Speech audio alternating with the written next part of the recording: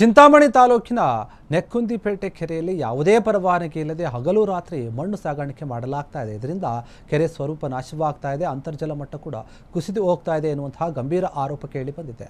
ತಾಲೂಕಿನ ಕೋನಪಲ್ಲಿ ಗ್ರಾಮ ಪಂಚಾಯಿತಿ ವ್ಯಾಪ್ತಿಯ ನೆಕ್ಕುಂದಿಪೇಟೆ ಕೆರೆಯಲ್ಲಿ ಕಳೆದ ಹಲವು ದಿನಗಳಿಂದ ಜೆಸಿಬಿ ಮತ್ತು ಟ್ರ್ಯಾಕ್ಟರ್ಗಳ ಮೂಲಕ ಅವೈಜ್ಞಾನಿಕವಾಗಿ ಮಣ್ಣು ತೆಗೆಯಲಾಗ್ತಾ ಇದೆ. ಇದರಿಂದ ಕೆರೆ ಒಡ್ಡು ಮತ್ತು ತಳಭಾಗಕ್ಕೆ ಹಾನಿಯಾಗುವಂತಹ ಒಂದು ಸಾಧ್ಯತೆ ಕೂಡ ಇದೆ ಅಂತ ಹೇಳಿ ಸಾರ್ವಜನಿಕರು ಈ ಒಂದು ಆಕ್ರೋಶವನ್ನು ವ್ಯಕ್ತಪಡಿಸ್ತಾ ಇದ್ದಾರೆ. ಅಷ್ಟೇ ಅಲ್ಲ, ಸಾರ್ವಜನಿಕರ ಆಸ್ತಿಗೆ ಇದು ಧಕ್ಕೆ ಉಂಟು ಮಾಡ್ತಾ ಇದೆ. ಈ ಕ್ರಮವನ್ನು ನಿಲ್ಲಿಸಬೇಕು.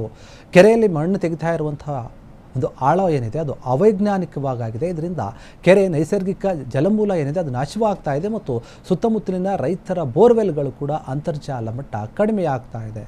ಇದು ಪರಿಸರಕ್ಕೆ ಒಂದು ಬೇರೆ ರೀತಿಯಾದಂಥ ಪರಿಣಾಮವನ್ನೇ ಉಂಟು ಮಾಡುತ್ತೆ, ಹಾನಿಯನ್ನು ಕೂಡ ಉಂಟು ಮಾಡುತ್ತೆ ಅಂತ ಹೇಳಿ ಸಾರ್ವಜನಿಕರು ಆರೋಪವನ್ನು ಮಾಡಿದ್ದಾರೆ. ಯಾಕಂದರೆ ಈ ರೀತಿಯಾಗಿ ಏನಿದೆ ಅಕ್ರಮವಾಗಿ ಮಣ್ಣನ್ನು ಅಗೆಯುವುದು, ಬೇರೆ ಕಡೆ ಸಾಗಾಟ ಮಾಡುವುದು ಅಥವಾ ಮಾರ್ಕೊಳ್ಳೋದು ಕೂಡ ಒಂದು ರೀತಿ ಕಾನೂನಿನ ವಿರುದ್ಧ. ಅಷ್ಟೇ ಅಲ್ಲ, ಅಲ್ಲಿ ಯಾವುದೇ ರೀತಿಯಾದಂತಹ ಅವರು ಪರವಾನಗಿ ಪಡೆದಿಲ್ಲ, ಅದರ ಲೈಸೆನ್ಸ್ ತಗೋಬೇಕು. ಯಾರ ಪರ್ಮಿಷನ್ ಕೂಡ ಇಲ್ಲದೆ ರಾಜಾರೋಷವಾಗಿ ಇವರು ಈ ರೀತಿಯಾಗಿ ಮಣ್ಣು ಸಾಗಾಣಿಕೆ ಮಾಡ್ತಾ ಇದ್ದಾರೆ.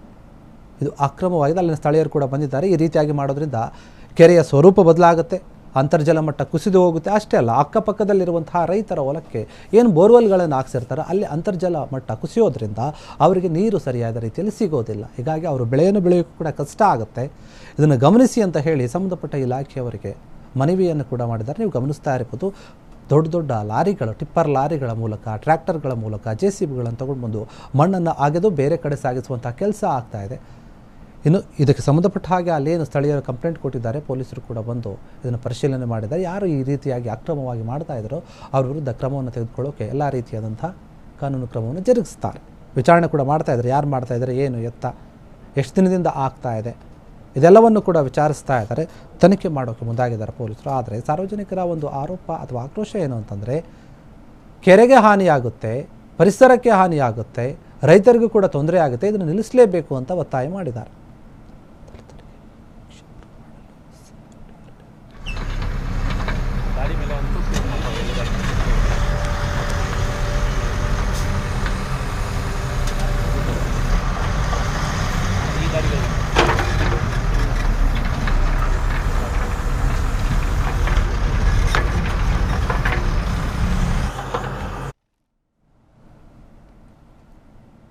ಕ್ಷಣ ಕ್ಷಣದ ಸುದ್ದಿಗಳಿಗಾಗಿ ಫ್ರೀಡಂ ಟಿವಿ ಸಬ್ಸ್ಕ್ರೈಬ್ ಮಾಡಿ, ಲೈಕ್ ಮಾಡಿ ಹಾಗೂ ಫಾಲೋ ಮಾಡಿ. ಹೊಸ ಸುದ್ದಿಗಳ ನೋಟಿಫಿಕೇಶನ್ಗಾಗಿ ಬೆಲ್ ಐಕಾನ್ ಮೇಲೆ ಕ್ಲಿಕ್ ಮಾಡಿ.